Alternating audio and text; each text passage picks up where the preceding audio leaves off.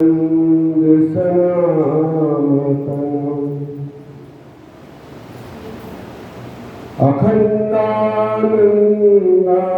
बोधाय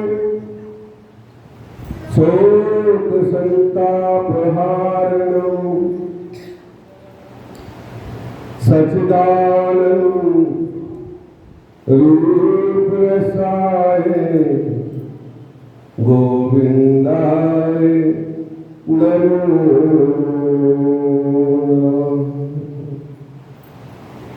गोविंदाय नमो वो शंकर भगवान की जय, सद्गुरुदेव महाराज की आनंद कंद भगवान की जय, श्यामल रामचंद्र महाराज की जय। जय जय श्री राधे, जय जय श्री राधे, जय जय श्री राधे श्याम।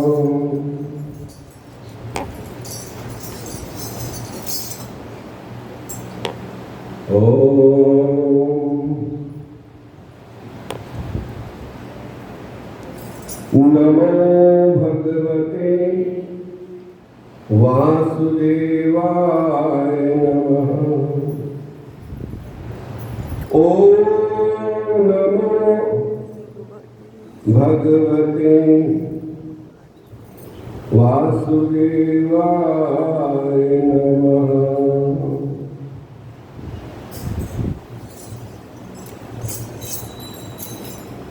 मेरी आस यही अरदास यही, तुम अपनी कहानी सुनाया करो। मेरी आस यही अरदास यही, तुम अपनी कहानी सुनाया करो। मेरी आस यही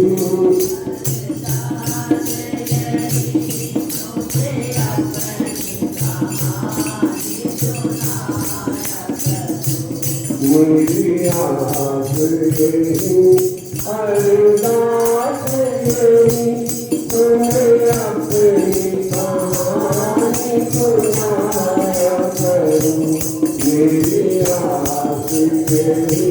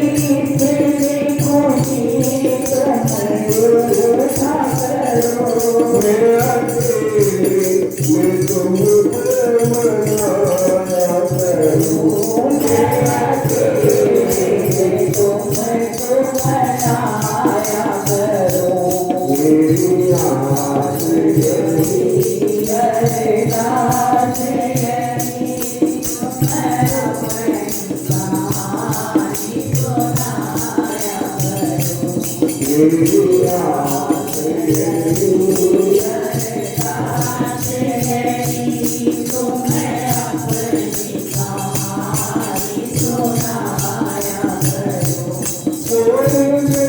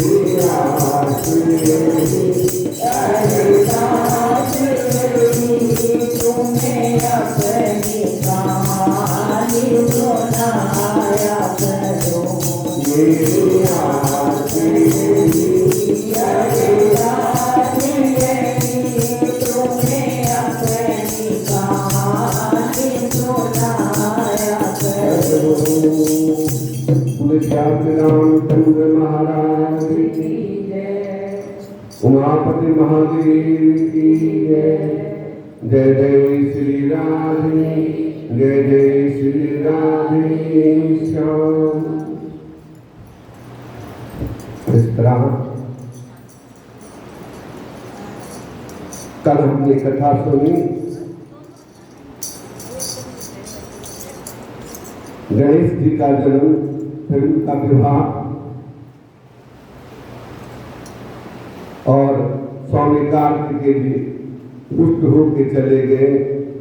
भगवान मनाने भी गए लेकिन लौट के नहीं आए। और भगवान के रिद्धि सिद्धि 2 पत्नियां हैं और यश लाभ 2 पुत्र हैं। क्योंकि गणेश प्रथम पूजनीय है ना, तो जहां गणेश जी की पूजा होती है वहां क्या होता है, क्या होता है वहां पे रिद्धि सिद्धि आती है। और जब रिद्धि सिद्धि आती है तो शुभ लाभ भी आते हैं। तो इसलिए गणेश जी को सर्वश्रेष्ठ प्रथम पूजनीय माना गया है। और इसमें संख्या की जरूरत नहीं है। भगवान ने कहा है कि गणेश तो अनादि हैं और हम भी उनका पूजन करते हैं, तो सभी को उनका पूजन करना चाहिए। जहाँ गणेश जी का पूजन होता है, अब गणेश उत्सव आने वाला है, वहां पे रिद्धि सिद्धि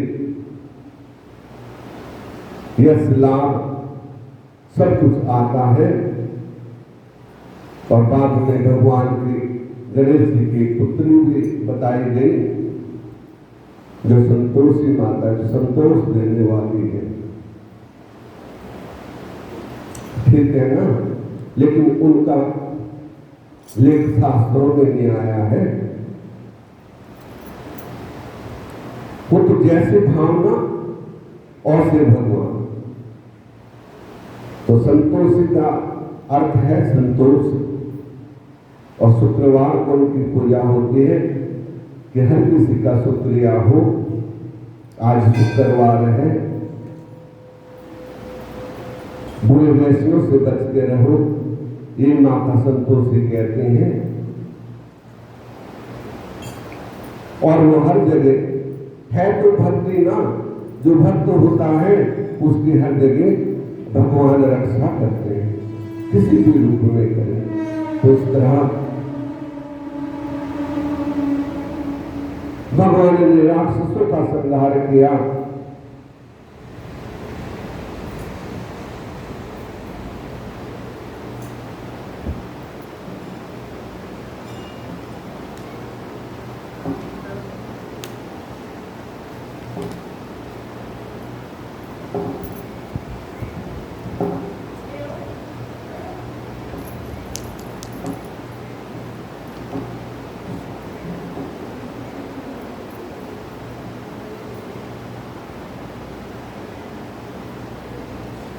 गणेश जी ने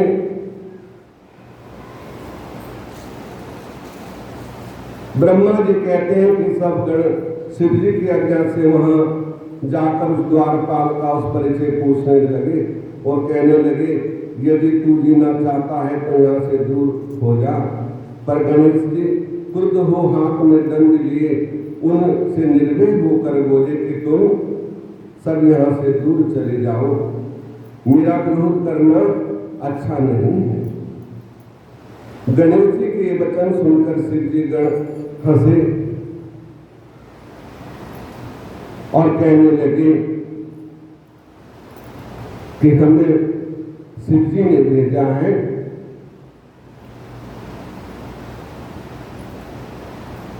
अब तुम एक गण मानकर ही छोड़ दिया, नहीं तो मार दिए होते, अब क्यों मरना चाहते हो, भाग जाओ।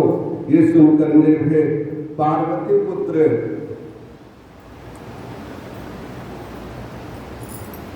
ने उन्हें घुड़क दिया, वो द्वार से ना हटे। इस पर शिव जी के गण लौट गए और जाकर सब बातें कह सुनाई, क्योंकि तारकश, बिंदुमाली और कमलाक्ष इन्होंने भगवान की तपस्या करके ब्रह्मा जी से वर प्राप्त किया और परंपरा प्राप्त करके कहा कि हमें अजय अमर होने का वरदान दो। भगवान ने कहा, ब्रह्मा जी ने कहा कि यह तो संभव नहीं, और कोई वरदान मांग लो। उन्होंने कहा हमें 3 पुर दे दीजिए। कमलाक्ष से स्वर्णपुर मांगा और तीनों ने अलग अलग पुर मांगे। एक ने लोहे का पुर मांगा, एक ने चांदी का मांगा। इस तरह तीनों उसमें वास करने लगे। वो भार से वज्र के बने थे और उसमें अपना राज शासन करने लगे। तीनों बड़ी संपन्नता से राज करते थे, लेकिन राक्षसों का संहार करने के लिए देवता बड़े दुखी हुए और भगवान के पास गए, क्योंकि वो गणेश जी की पूजा करते थे और गणेश जी उनके द्वार पर खड़े होकर रक्षा करते थे। इस तरह से भगवान ने कहा कि उनका कैसे, देवता ने कहा प्रभु उनका संहार होना चाहिए। प्रभु ने कहा चलो अपने गण भेजे, तो गणेश जी ने सबको भगा दिया। युद्ध हुआ, युद्ध में भी सब परास्त हो गए। तो देवता भगवान के पास, विष्णु जी के पास गए। शिव जी कहने लगे कि मैं गणेश जी उनकी रक्षा कर रहे हैं और जब तक वो भक्ति कर रहे हैं और जब तक हमारी भक्ति है तब तक हमारा कोई कुछ नहीं बिगाड़ सकता। चाहे कितना भी कोई कुछ कर ले, चाहे वो राक्षस है चाहे देवता है, कोई भी है, उसका बाल विवाह का कोई कर नहीं सकता है। वो तपस्या कर रहे हैं और गणेश जी उनकी सहायता कर रहे हैं। आप विष्णु भगवान के पास आइए। वो विष्णु जी के पास गए, देवताओं ने प्रार्थना की और भगवान विष्णु ने कहा देवताओं मैं तुम्हारा कार्य अवश्य करूंगा। उन्होंने एक पुरुष को पैदा कर दिया जिसका सिर मुड़ा हुआ था, मलिन वस्त्र, श्वेत वस्त्र पहने हुए था, मुख पे कपड़ा बांधा हुआ था, हाथ में बुहारी झाड़ू लेके अहिंसा परमो धर्मा ऐसे कहता हुआ जीवों से बच बच के पैर रख के चलता था। और वो धीरे धीरे स्वर्णपुर में जा पहुंचा। वहां जाके उन्होंने अपना एक अलग शास्त्र बनाया कि संसार में कोई धर्म नहीं है, अहिंसा ही परम धर्म है और सब विडंबना है। पूजा करनी, पाठ करना, ये करना, वो करना सब व्यर्थ है। सभी उसके अनुयायी बन गए, उसी धर्म पे चलने लगे कि तो बहुत, मैं तुम्हें अहिरन नाम देता हूं, तुम उसको जपो। और सबने कहा कि बड़ा अच्छा है।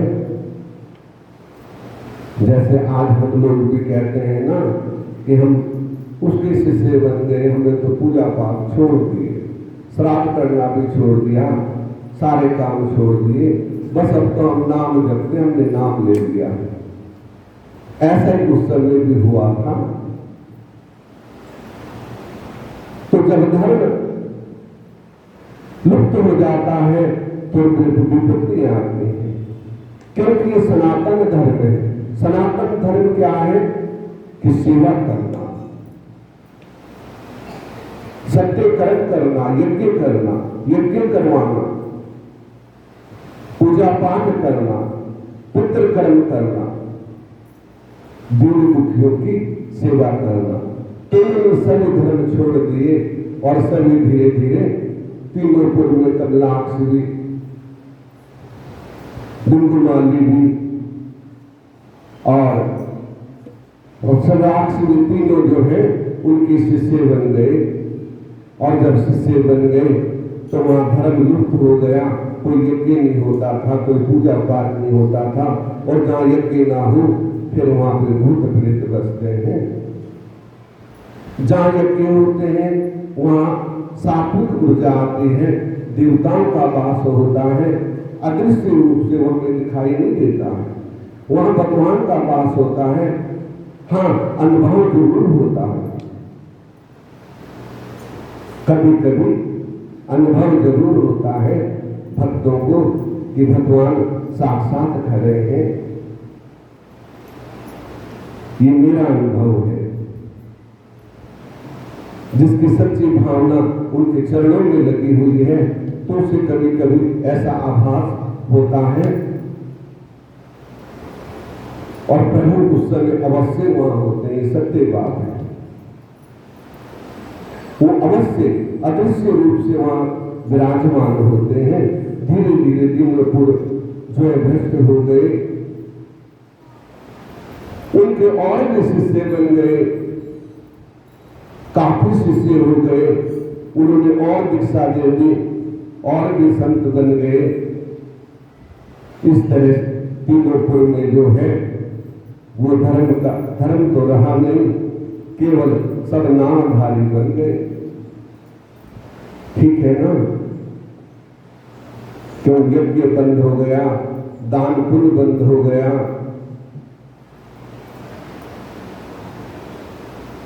क्योंकि जो हम दान पुण्य करते हैं वो भी यज्ञ है। क्या करना है, क्यों करना है, सब विडंबना है।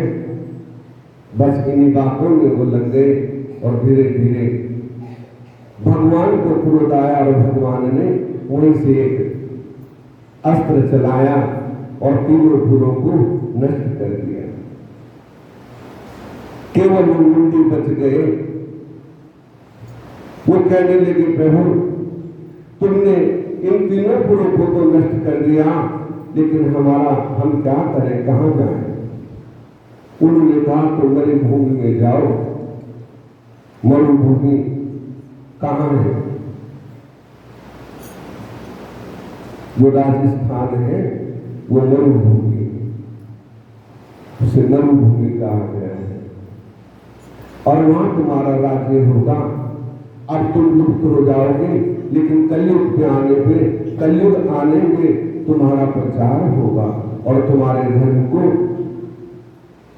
जो मानेंगे वो तो मुक्त नहीं होंगे, लेकिन तुम्हारी मुक्ति अवश्य होगी।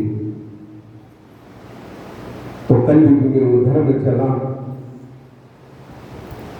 इस तरह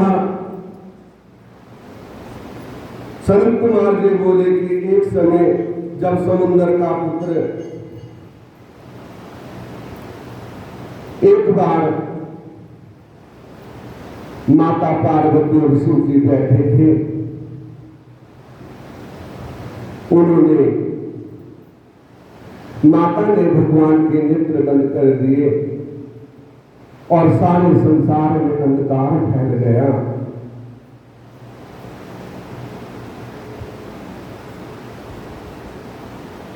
उस समय अंधकासुर का जन्म हुआ और जो भगवान के नेत्रों से जल निकला उससे जलंधर पैदा हुआ। जलंधर जो है जैसे बालक हुआ,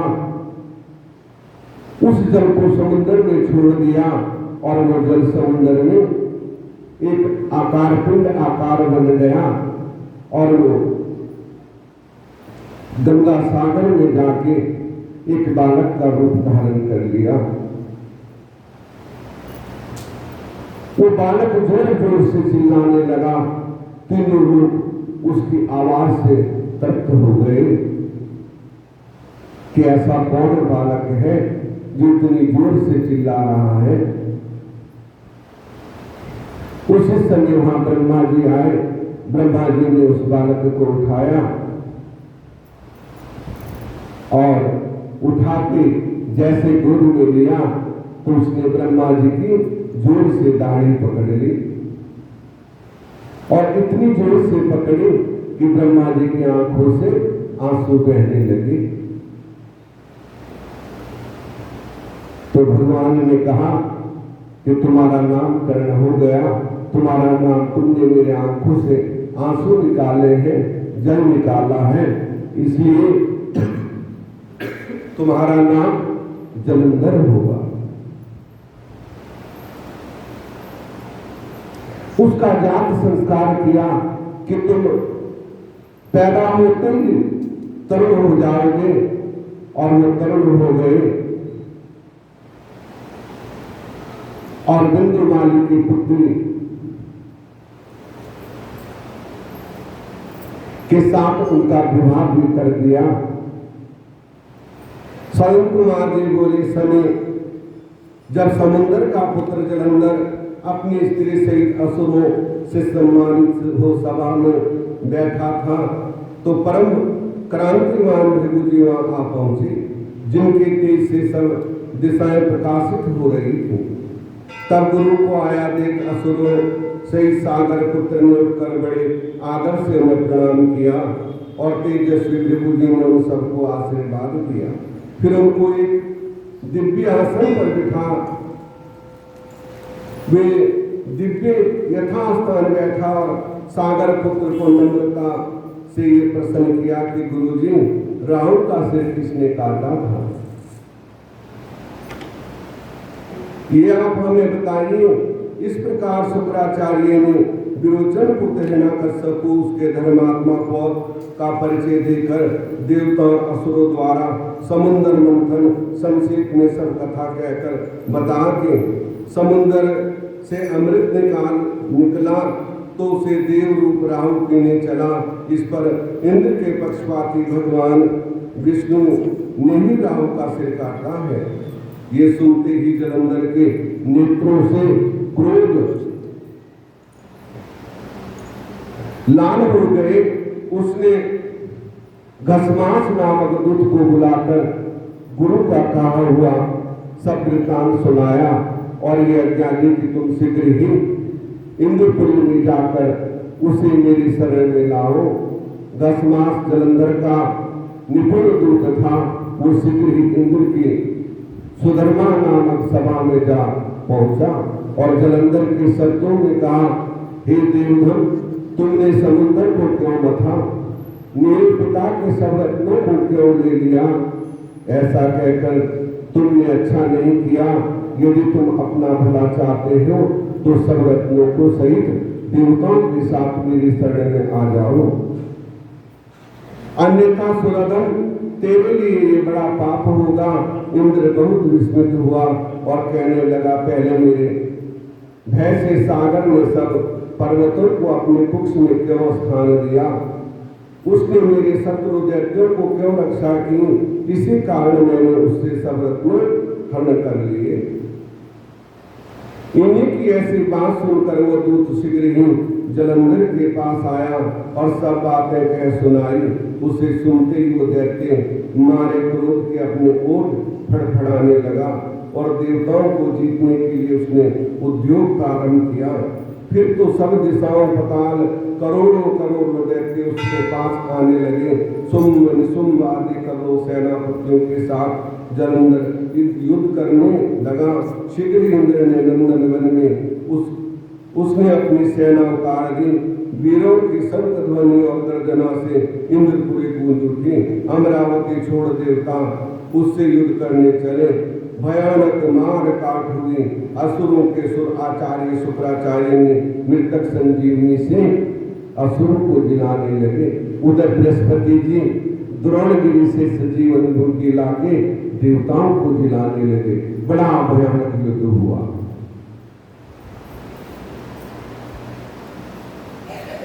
अपने अपने पास फिर ये क्या बात है। इस पर शुक्र जी ने देवगुरु द्वारा द्रोणगिरी से औषधि लाकर देवताओं को जिलाने की बात कह दी। ये सुन जलंधर और भी क्रुद्ध हो गए। शुक्र जी ने कहा, क्रुद्ध क्यों होते हो? यदि शक्ति है तो द्रोणगिरी को समुद्र में फेंक दो तो सारा झंझट निबट जाएगा। देवता जीवित नहीं होंगे और मारे जाएंगे तो असुरों का राज हो जाएगा। और जलंधर ने द्रोणगिरी को उखाड़ कर समुद्र में फेंक दिया। इस पर क्रुद्ध जलंधर शीघ्र ही द्रोण पर्वत के पास पहुंचा। एक पर्वत वेद द्वारा अपनी भुजाओं से पकड़कर द्रोण को समुद्र में फेंक दिया। पश्चाताप वो सागर पुत्र योद्धागणों में आ बढ़े और वेग से देवताओं का संहार करने लगा। जब द्रोणाचार्य जी औषधि लेने गए तो द्रोणाचल को उखड़ा हुआ शून्य पाया। वह भयभीत होकर देवताओं के पास आए। का युद्ध बंद कर दो, जलंधर को अब नहीं जीत सकोगे। पहले इंद्र ने शिव जी का अपमान किया था। ये सुन देवता युद्ध में जय की आशा त्याग कर इधर उधर भाग गए। सिंधु पुत्र निर्देह अमरावती में घुस गया और अपना सनम कुमार बोले, जलंधर को अपनी खोज में आते देख इंद्रादि देवता वहां से भय कंपित होकर भाग चले। भागते भागते वैकुंठ में विष्णु के पास पहुंचे। फिर देवताओं ने अपनी रक्षा के लिए उनसे स्तुति की। उसी दिन वाणी सुनकर करुणा सागर ने उनसे कहा, हे देवताओं, तुम भय त्याग दो, मैं युद्ध शीघ्र ही उस जलंधर को देखूंगा। ऐसा कहते हो कि विष्णु भगवान गरुड़ पर जा बैठे। तब देवताओं से उन्हें युद्ध क्षेत्र की ओर प्रयाण करते देख समुद्र तने लक्ष्मी के नेत्रों से जल भर आया और उन्होंने कहा कि स्वामी कहाँ जा रहे हो? कहने लगे कि जलंधर से युद्ध करने जा रहा हूं। लक्ष्मी जी कहने लगी कि जलंधर मेरा भाई है और आप युद्ध में तो जा रहे हो, उसको मत मारना क्योंकि वो मेरा भाई है। भगवान ने कहा, मैं मारूंगा तो नहीं, लेकिन युद्ध में तो अवश्य जाऊंगा, क्योंकि देवता मेरी शरण में आए हैं और मैं शरणागत वत्सल हूं।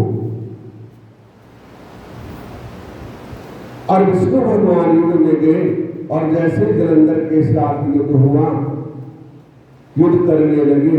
युद्ध करते करते उन्होंने सम्मोहन बाण चला दिया और विष्णु भगवान की छाती में लगा।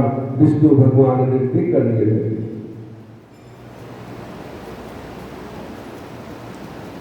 जैसे आंधी से बादल आकाश में घूमते हैं, अब अपने वीर दैत्यों को पीड़ित होते देख जलंधर ने क्रुद्ध हो कठोर वचन कहकर उस पर कठोर आक्रमण कर दिया। सनम कुमार बोले, दैत्यों ने तीक्ष्ण प्रहारों से व्याकुल देवता इधर उधर भागने लगे। तब इंद्र आदि को इस प्रकार भयभीत हुआ देख गरुड़ पर चढ़े भगवान युद्ध में आगे बढ़े। उन्होंने अपना शंख नामक धनुष उठाकर बड़े जोर से टंकोर किया। पल मात्र में भगवान ने हजारों दैत्यों के सिर काट गिराए। ये देख जलंधर को क्रोध की सीमा न रही। बाणों से फिर विष्णु का महासंग्राम हुआ। विष्णु अपने वेग से उन दैत्यों की ध्वजा, छत्र, बाण काट डाले तथा उसने अपनी प्रचंड गदा उठा गरुड़ के मस्तक पर दे मारी। गरुड़ पृथ्वी पर गिर पड़ा।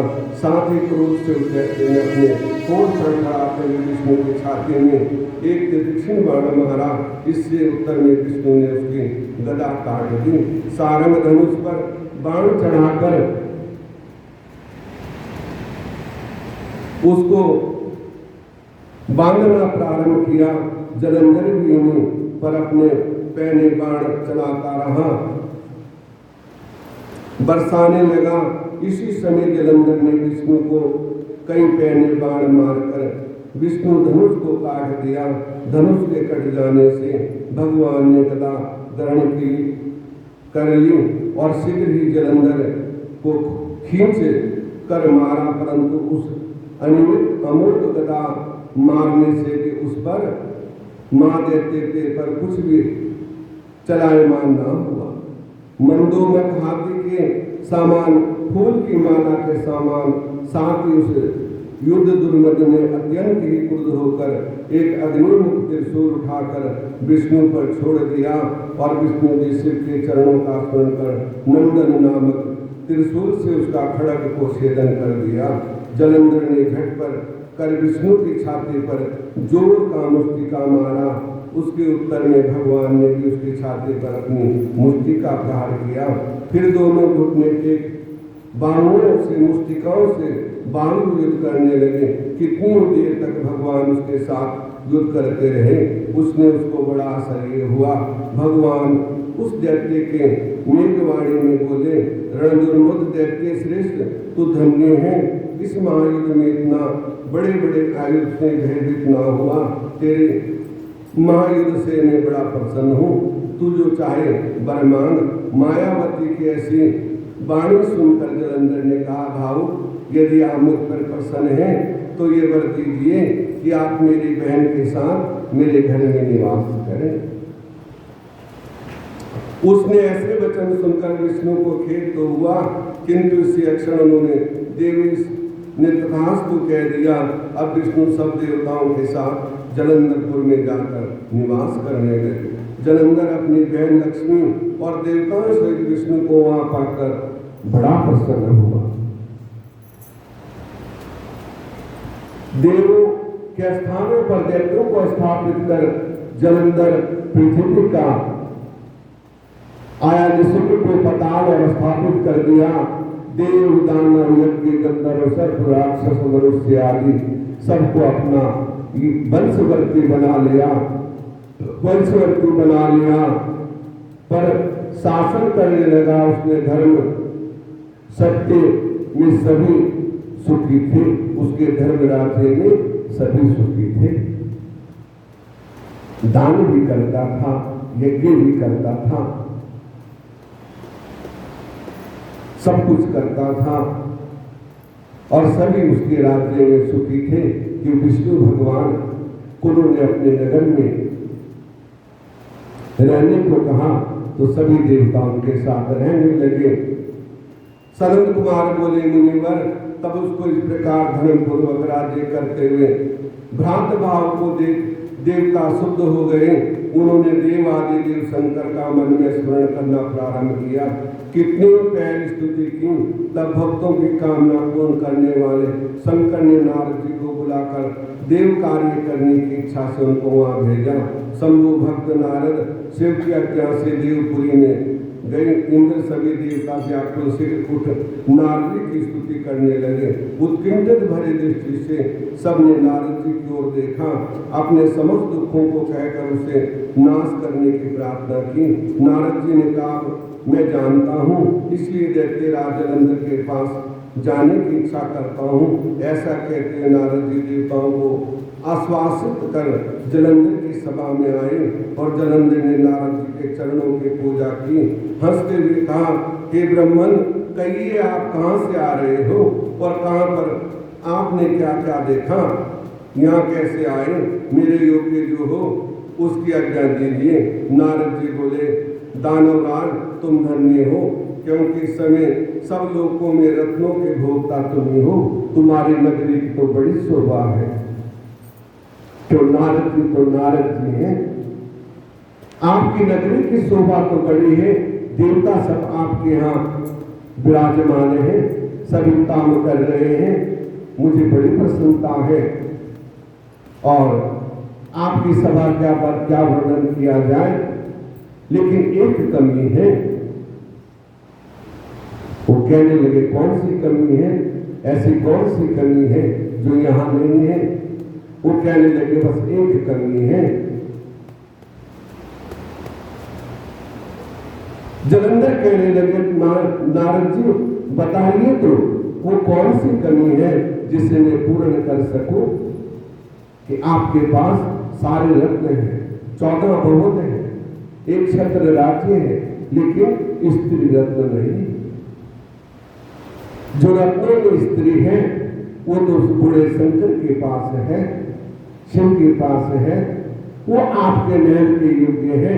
यदि वो यहां आ जाए तो आपके नगर की शोभा का क्या कहना। जलंधर कहने लगा ये भी कोई बड़ी बात है। उन्होंने उसी समय व्यास जी बोले सनन कुमार देखते राज ने क्या किया। सनन कुमार बोले उनके जाने पर जलंधर अपने राहु नामक दूत को बुलाकर कैलाश पर जाने की आज्ञा दी और कहा कि वहां एक जटाधारी शंभु योगी रहता है, उससे उसकी सर्वांग सुंदरी भार्या को मेरे लिए मांग लाओ।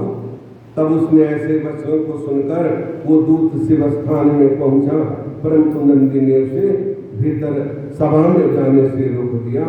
किंतु वो अपनी उग्रता से शिव की सभा में चला गया और शिव के आगे बैठकर उनकी आज्ञा से वो संदेश सुनाया जो दैत्यराज ने कहा था। फिर तो उस राहु नामक दूत ने ऐसा कहते ही भगवान शूलपाणी के आगे पृथ्वी फोड़कर एक भयंकर शब्द वाला पुरुष प्रकट हो गया, जिसका मुख सिंह के समान था और जो मानो दूसरा नरसिंह ही था। राहु को खाने चला। राहु बड़े जोर से भागा, परंतु उस पुरुष ने उसे पकड़ लिया। उसने शिव जी की शरण ली, अपनी रक्षा मांगी। शिव ने उस पुरुष से राहु को छोड़ देने के लिए कहा, परंतु उसने कहा मुझे बड़ी जोर की भूख लगी है, मैं क्या खाऊं। महेश्वर ने कहा यदि तुम्हें भूख विशेष बाधा देती है तुम शीघ्र अपने हाथ पैरों का मांस खा जाओ। उसने शिव की आज्ञा मानकर अपने हाथ पैर का मांस खा लिया। भगवान प्रसन्न हुए और उसे आशीर्वाद दिया कि तुम कीर्ति मुख नाम से आज से मेरे द्वार पे स्थापित रहोगे। जो तुम्हारी पूजा करेगा उसे मेरी पूजा का फल प्राप्त होगा, अन्यथा नहीं। तो इसलिए भगवान शिव का जहाँ मंदिर होता है वहाँ कीर्ति मुख भी द्वार पे होता है, उसका भी नाम लेना चाहिए। जिस समय मंदिर में जाते ओम कीर्ति मुखाय नमः, ऐसे उनका नाम लेना चाहिए, तो उससे भगवान की पूजा का फल मिलता है कि आज से तुम मेरे द्वार पे सदा के लिए विराजमान रहोगे। ऐसा भगवान ने कहकर और भगवान प्रसन्न हो गए। शीघ्र ही अपने हाथ और पैरों के मांस भक्षण करने से वह पुरुष शीघ्र अपने हाथों और पैरों का मांस भक्षण करने से वो कीर्ति मुख बना। व्यास जी बोले सनन कुमार उस समय राहु उस पुरुष से छूट कर वहां कहाँ गया। सूर्य जी कहते हैं अमित तेजस्वी। व्यास जी ने उस महामुनि से ऐसा पूछा। सनन कुमार जी ने कहा कि उसके छूटने पर वो बर्बर नाम से विख्यात हो गया और मानो अपना नया जन्म कारक उसने अपने धन्य माना, तथा वो धीरे धीरे जलंधर के पास गया और वहां जाकर उसने शंकर जी की सब चेष्टा सुना दी। उस समय दैत्यराज बड़ा क्रोध आया और उसने सब दैत्यों की सेना सजाने की आज्ञा दी। काल नेमी सुम निसुम आदि सभी महाबली दैत्य एक से एक महाबली करोड़ों करोड़ों संख्या में निकल पड़े और कैलाश की तरफ गए और भगवान शिव से भगवान शिव भी उधर से युद्ध के लिए तैयार हुए और जालंधर में भगवान शिव में बड़ा भयंकर युद्ध हुआ। सब देवता संदेश अपने स्थान को गए। उसी समय जालंधर अपनी विशाल सेना के साथ पर्वत के समीप कैलाश को घेर सिंहनाद करने लगा। दैत्यों के नाद और कोलाहल से शिव जी क्रुद्ध हो गए। उन्होंने अपनी नंदी आदि गणों को युद्ध करने की आज्ञा दी। कैलाश के समीप भीषण युद्ध होने लगा। दैत्यों के आचार्य शुक्र जी अपनी अमृत संजीवनी विद्या से सब दैत्यों को जिलाने लगे। ये देख शिव जी के गण व्याकुल हो गए। जाकर शुक्राचार्य की बात कह सुनाई। उसे सुनकर भगवान रुद्र क्रोधित हो गए और सीमा ना रही अपने भयंकर रूप से शिव जी ने प्रज्वलित करने लगे। फिर तो उसी समय उनके मुख से बड़े भयंकर कृतिका उत्पन्न हुई। शिव जी दोनों जंगा काल के वृक्ष के समान थी और युद्ध भूमि में जा सब असुरों का चर्वण करने लगी, सबको चबाने लगी वो कृतिका। इस तरह राक्षसों का संहार होने लगा। जालंधर घबरा गया और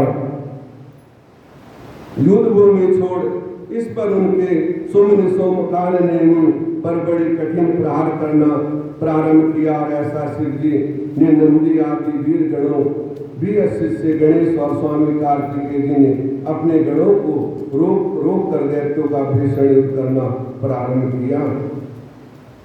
इंद्र ने भी युद्ध किया। सभी देवता युद्ध के लिए आए और राक्षसों का संहार होने लगा। शिव जालंधर युद्ध हुआ और शिव जी को जालंधर ने युद्ध में मोहित कर दिया और मोहित करके जालंधर वहां से अंतर्ध्यान हो गए और कैलाश में पहुंचे। वहां पे शिव जी का रूप धारण किया।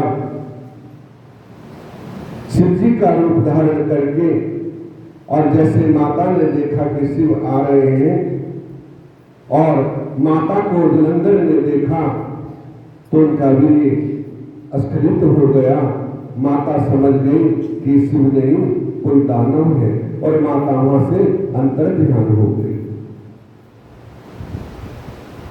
जालंधर ने फिर जब माता को वहां नहीं पाया तो लौट कर युद्ध में आए और माया की पार्वती को रथ पे बांध के टूटने लगे।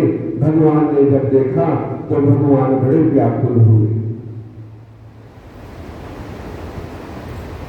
और भगवान शुद्ध होके युद्ध में अस्त व्यस्त से हो गए। उधर माता पार्वती ने विष्णु भगवान का सुमरण किया क्योंकि एक रिश्ते से पार्वती के विष्णु जी भाई भी लगते थे। और स्मरण किया विष्णु जी वहां आए। उन्होंने प्रार्थना की कि प्रभु जो रास्ता जालंधर ने खोला है उसी के द्वारा उसका वध होना चाहिए। तुम उसकी पत्नी का पतिव्रत धर्म जाके भंग कर दो। क्यों? जो हम करते हैं ना, हम अपना कर्म भूल जाते हैं लेकिन जो दूसरा करता है उसे याद रखते हैं। यही हमारी कमी है। क्योंकि जालंधर ने पहले वहां गया, पार्वती माता ने कहा उन्हें मेरा सतीत्व भंग करना चाहा। अब तो उसने अपने मृत्यु का मार्ग खुद खोल दिया है। तुम जाके उस वृंदा का पतिव्रत, क्योंकि वो पतिव्रता स्त्री के तप से जो है पुरुष सदा विजयी होता है। ये बात ध्यान रखना। जो माताएं हैं ना, हमारी बड़ी तपस्विनी होती हैं, इसलिए कभी माताओं को सताना नहीं चाहिए।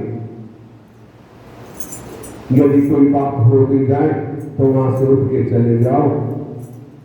मेरी तो ऐसी राय है, क्योंकि माताएं तपस्विनी होती हैं, जो पतिव्रताएं हैं, जो पतिव्रताएं हैं, ऐसी माताएं तो साक्षात भगवती का रूप है। उन्होंने कहा कोई बात नहीं और भगवान विष्णु ने एक शंख का रूप बना के वन में जाके एक वृक्ष के नीचे बैठ गए और उधर वृंदा जो है उसका मन बेचैन कर दिया।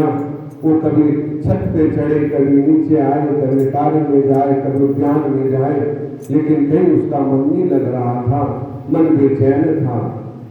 और उद्यान में गई तो वहां देखा एक तपस्वी बैठा है और उनके चरणों में जाकर प्रार्थना करने लगी कि प्रभु आप कृपालदर्शी हो, बताइए मेरे पति युद्ध में गए हैं, मेरा मन बड़ा बेचैन है, कहीं वो मारे तो नहीं गए।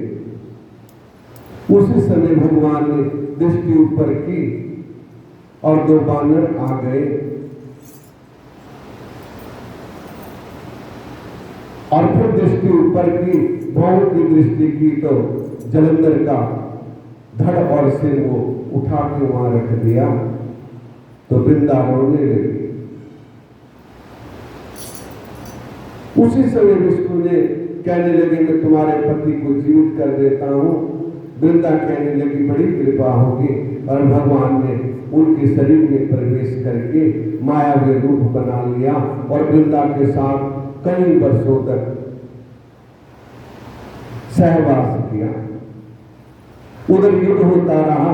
एक दिन सहवास के समय वृंदा ने उनको पहचान लिया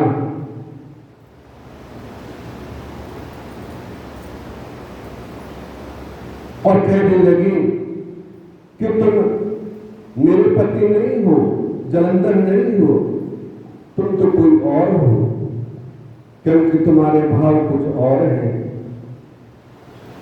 बताओ तुम कौन हो, मैं तुम्हें श्राप दे दूंगी। विष्णु जी ने अपना रूप प्रकट किया और वृंदा जो है पश्चाताप करने लगी कि तुमने मेरे पतिव्रत धर्म को भंग किया है, इसलिए तुम्हारा हृदय पाषाण है, तुम पत्थर बन जाओ। भगवान ने वो श्राप सहस्त्र स्वीकार किया। उधर जलंधर युद्ध में मारा गया और वृंदा विष्णु जी के मना करने पे भी वहीं पे अपनी योग अग्नि से अग्नि प्रकट करके उसने अपना शरीर भस्म कर दिया और विष्णु जी उसकी जो चिता की राख थी इतने मोहित उसके ऊपर हुए कि वो उसमें लोटपोट होने लगे। उधर देवताओं को बड़ा दुख हुआ कि विष्णु जी जो है वो वृंदा के ऊपर इतने मुग्ध हो गए, उनको और कुछ दिखता ही नहीं और वहीं उनकी चिता में लौट रहे हैं। देवताओं ने प्रार्थना की, ब्रह्मा जी के पास गए। ब्रह्मा जी ने कहा तुम त्रिदेवियों की प्रार्थना आराधना करो। उन्होंने त्रिदेवियों की आराधना की और त्रिदेवियों ने अपने 3 बीज दे दिए। लक्ष्मी ने अपना बीज दिया, उससे ईर्षा से दिया, उससे मालती पैदा हुई। पार्वती ने अपना बीज दिया, उससे तुलसी पैदा हुई। सरस्वती माता ने अपना बीज दिया, उससे धात्री पैदा हुई। धात्री और तुलसी की पूजा होती है, लेकिन लक्ष्मी जी ने ईर्षा से बीज दिया था, इससे मालती की पूजा कोई नहीं करता है, क्योंकि ईर्षा से कोई भी चीज दी जाए, दान भी किया जाए तो उसका कोई फल नहीं है। इसलिए वहां तीनों वृक्ष पैदा हो गए और विष्णु भगवान खड़े हो गए और इसलिए तुलसी के रूप में वृंदा की पूजा आज भी होती है। और कार्तिक के महीने में भगवान शालिग्राम रूप विष्णु स्वरूप को उनके साथ वर्णन किया जाता है। कथाएं तो अनंत हैं और भी कथाएं हैं, क्योंकि हरि अनंत, हरि कथा अनंता। तो इस तरह से जलंधर का वध हुआ। भावार्थ सबने शिव की स्तुति की भगवान शिव प्रसन्न होकर कैलाश पे चले गए।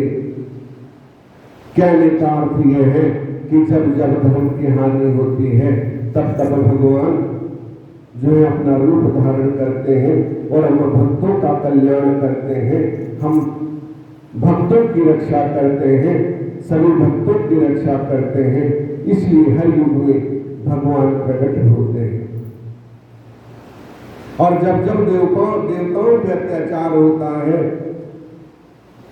तो भगवान अवश्य आते हैं।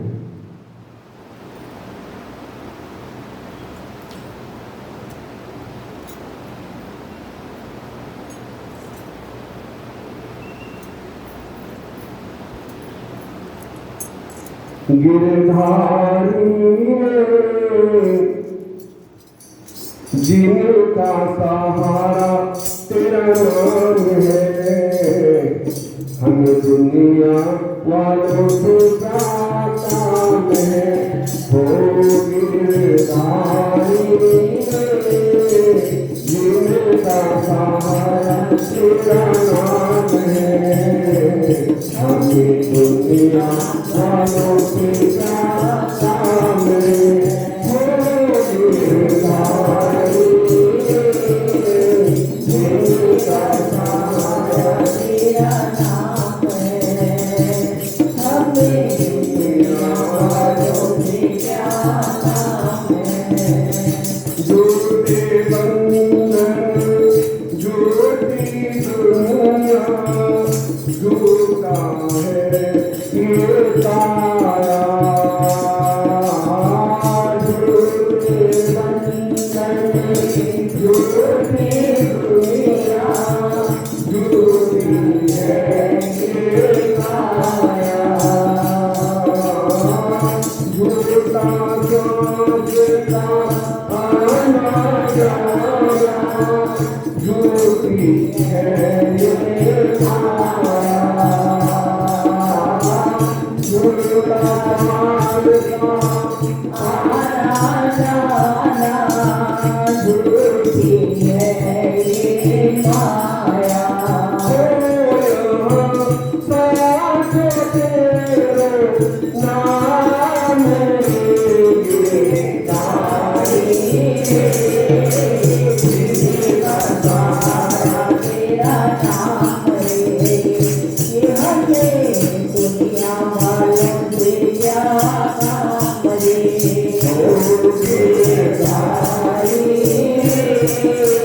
जिनका सहारा तेरा नाम है, हमें दुनिया वालों से क्या काम है। रंग कई गिरधर छोड़ दिया जग सारा। रंग कई गिरधर छोड़ दिया जग सारा। मन गई नाम की जोगन लेकर के इस तारा। बन गई नाम की जोगन लेकर इस तारा।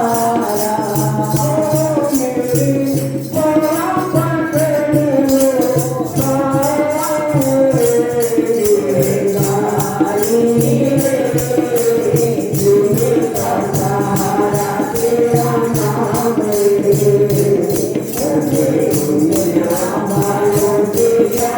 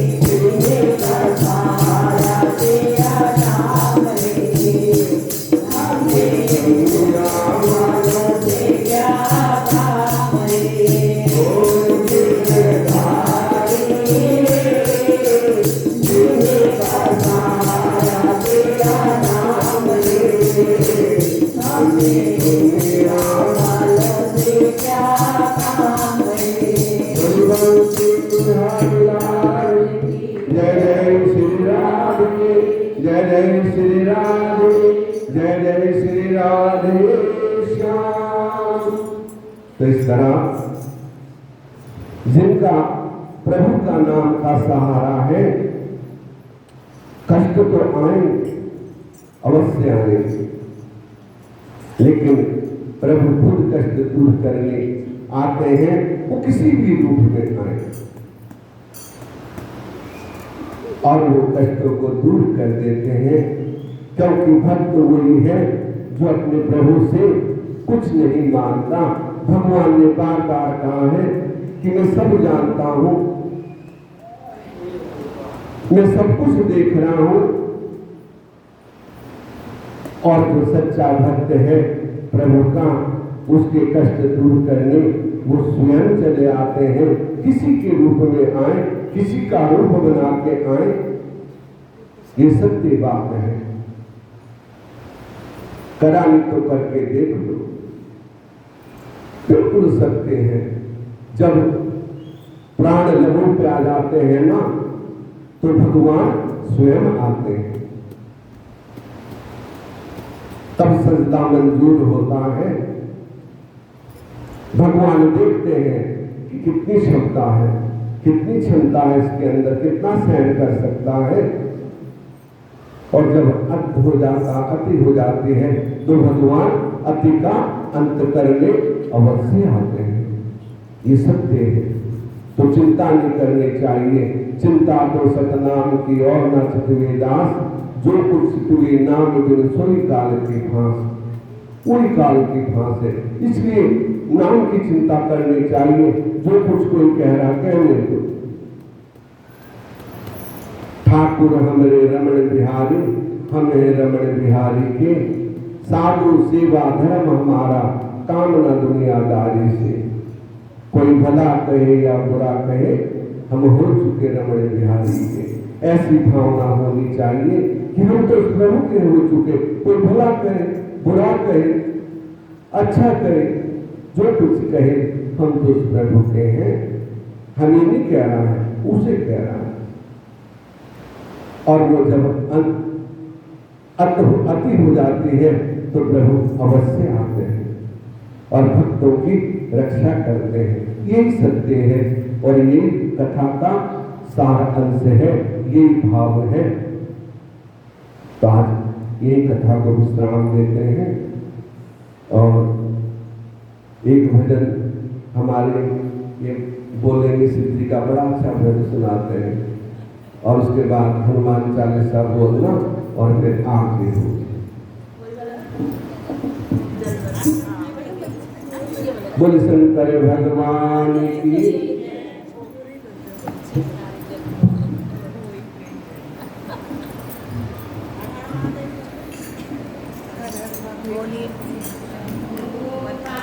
विश्वनाथ गंगे हर हर महादेव शंभो। काशी विश्वनाथ गंगे, काशी विश्वनाथ गंगे, काशी अमरनाथ गंगे, हर हर महादेव शंभो।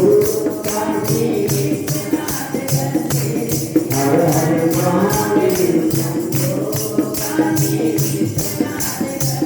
बोल शंकर भगवान की जय। बोलिए शंकर भगवान की जय। इठलाती चली बलखाती चली, इठलाती चली बलखाती चली, चली बलिया भरन जीवनाए। सागर पे उतारी गागरिया, सागर पे उतारी गागरिया, इठलाती चली बलखाती चली,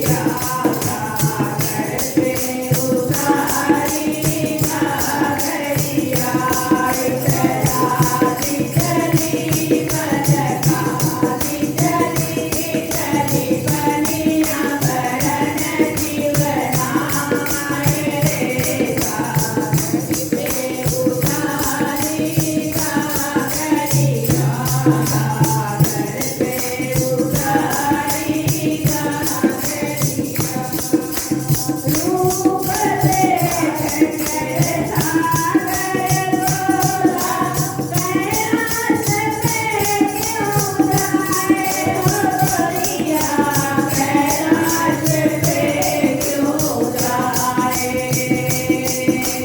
राम रखा है उसे भोले में भीख मांग कर खाए हो गोरिया भीख मांग कर खाए